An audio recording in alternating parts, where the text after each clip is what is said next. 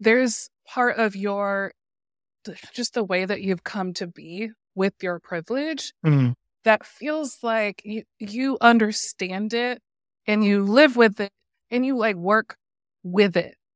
You haven't come to this place or you've moved past the place where you acknowledge that privilege is real and that you have it, and you moved past the difficulty, uncomfortable, like, how do I say something about it? You really moved through that, and you're at this place. I feel like I have experienced you to have a good relationship with the fact that you have privilege, and you acknowledge it and you use it, and it feels like you are using it responsibly.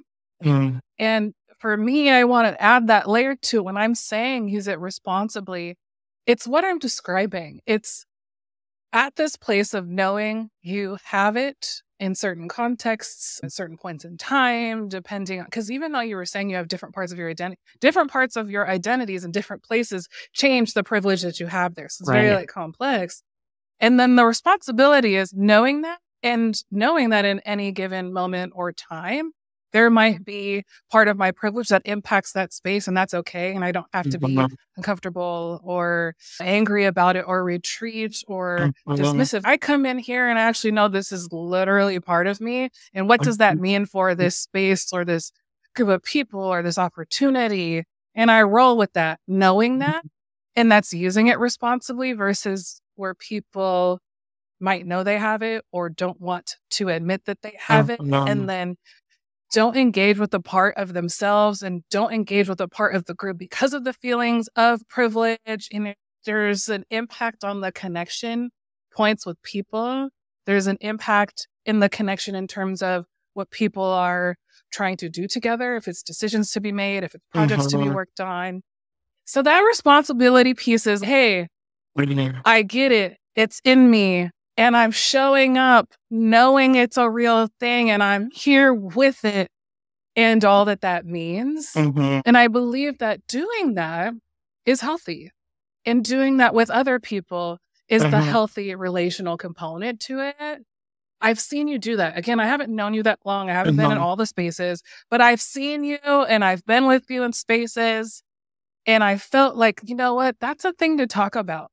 People haven't seen too much modeling of let's just own what it is, y'all. Yeah. And that don't mean that we can't work together. Yeah. And you look like you want to say something. I really want to know what it is. I'm just like wholeheartely agreeing with everything you're saying. I think specifically white privilege, like that one obviously seems to be like, at least, you know, I come from a very white state, and it was deliberately made white. You can read the state constitution of Oregon to learn more about that. We now call Oregon. I highly recommend that. I think you said really important words like the discomfort, the retreat, the desire to retreat. I would throw in guilt. Yeah. I know a lot of white people who have a ton of guilt about the white privilege they know they have, and that's where they're stuck. And then I know those who just completely dismiss it. And I'm going to use white privilege as the example, but this I think is true of any type of privilege. I think it's important to point out, I don't have a physical disability. I don't have a documented mental disability either. And so I have like able-bodied privilege. There's lots of different privileges we could use, but I'm going to use white privilege because I think it really is like that one that touches people's buttons. And I don't know who said this quote, but I've seen it and I've shared it a million times, is white privilege does not mean that your life has not been hard. It means that your skin color didn't make it harder.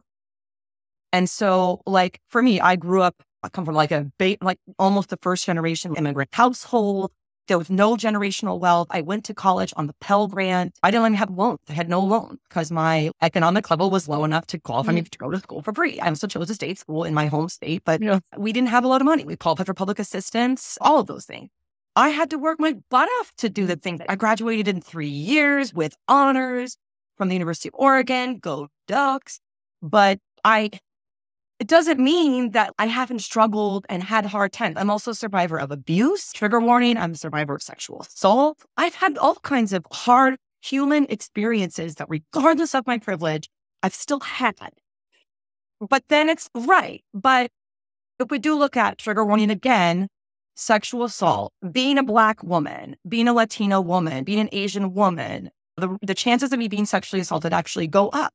But it's really terrible to go through sexual assault. It's horrible that being a Black woman would have made that situation even harder because I would have been less listened to by the police. I would have been less respected, or whatever it is that society does when Black women come forward with their stories.